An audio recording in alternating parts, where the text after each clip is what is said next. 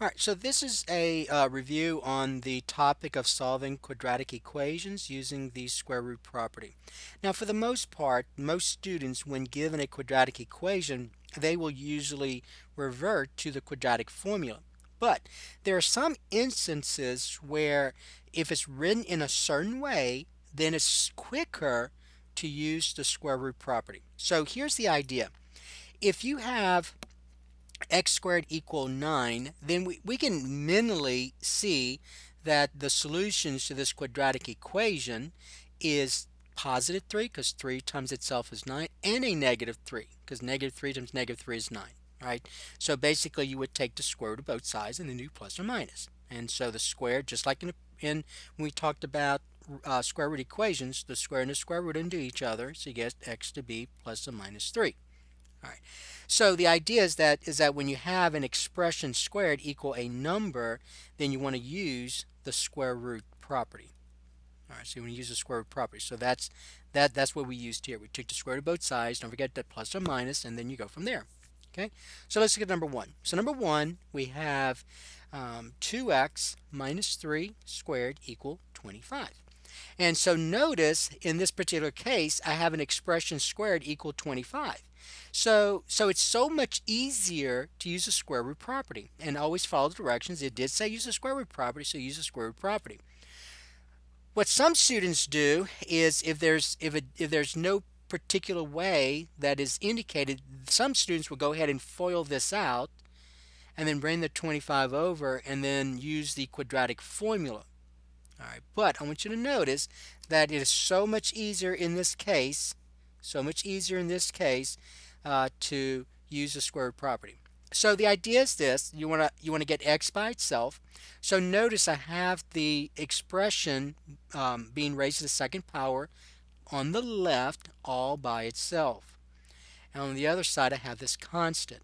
So what I'm going to do now is I'm going to take the square root of both sides because I know that the square root and the square will undo each other, and you'll have this expression right here left. So 2x minus 3 equal. But don't forget, when you take the square root of both sides, you get that plus or minus situation.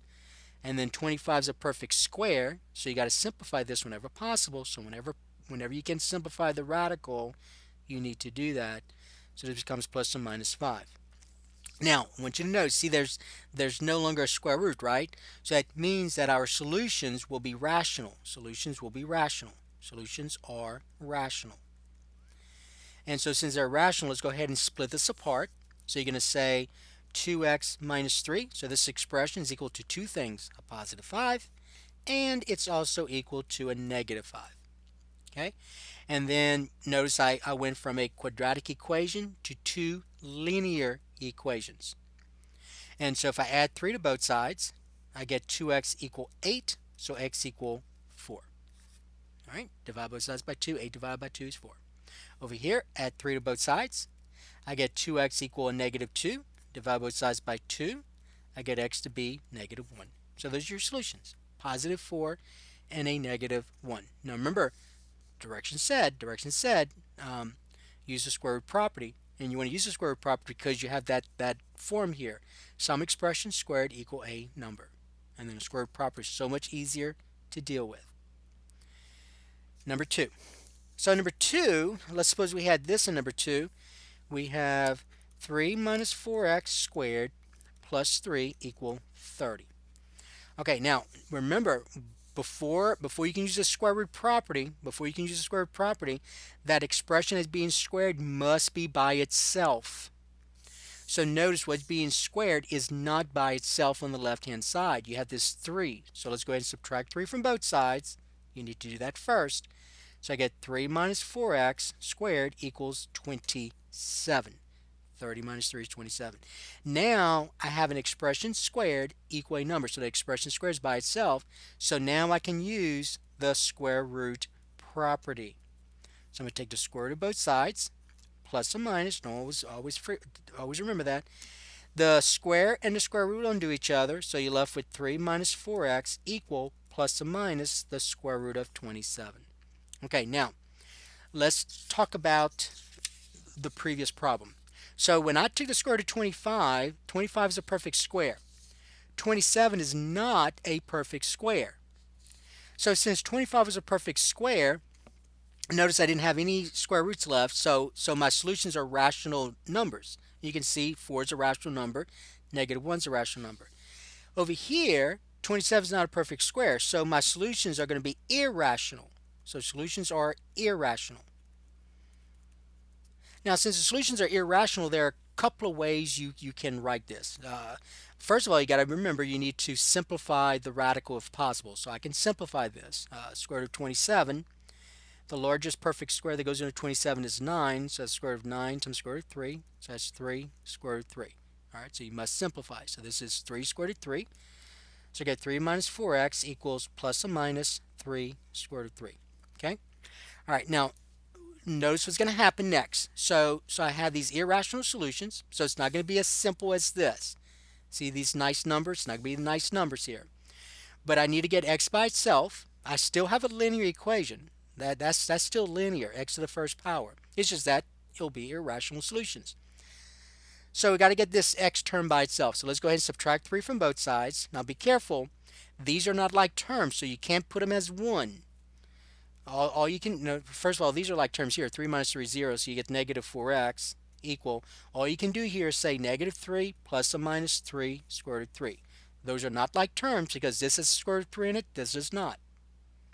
So that's all you can write this as. And then the next thing you're going to do is divide both sides by negative 4.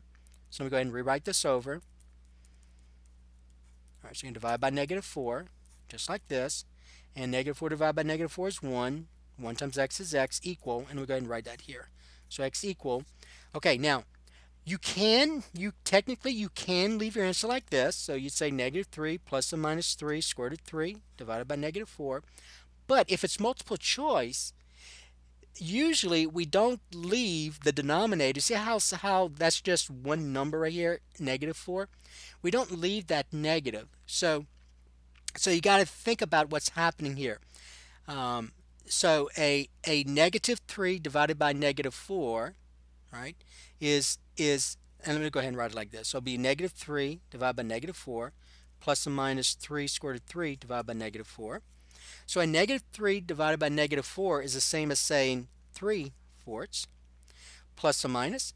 And then now look, see this plus and minus? So you see some students get confused here. Plus and minus divided by negative, they're not sure what that is. So a plus and minus divided by a negative is still plus or minus. It's still plus or minus because watch. A positive divided by a negative is a negative, right? And a negative divided by a negative is a positive. All right, so you still do that plus or minus.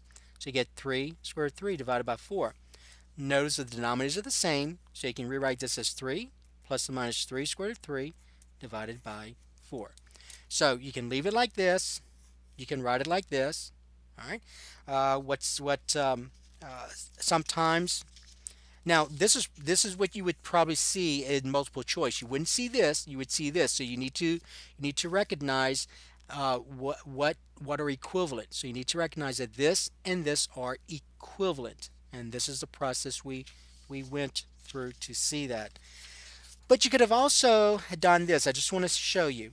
So you could have also said, you see how I have that plus or minus here, or even that plus or minus? I'm going to use this one. So you could also say, you could also write as, see this x 3 plus or minus? You could say x equal 3 plus x equal 3 plus 3 square root of 3 divided by 4, comma, and then x equal 3 minus 3 square root of 3 divided by 4. See that plus or minus means 3 plus 3 square root of 3, and then 3 minus 3 square root of 3. So that's what you see here. Okay? So there are multiple ways of writing the answers. This is more in a compact form, and this is actually listing separately what your solutions are. But notice in each case that your solutions are irrational. The square root of 3 is an irrational number. So solutions are irrational. So that's why they look different than number 1. Number 1, those are rational. Those are nice numbers to visualize. Here, they're not as nice. They're irrational numbers. Okay? All right, let's look at number 3.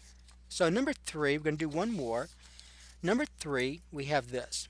We have 5x plus 1 squared plus 2 equal a negative 14. Okay, so just as before, you want to get this expression being squared by itself. So let's go ahead and subtract 2 from both sides.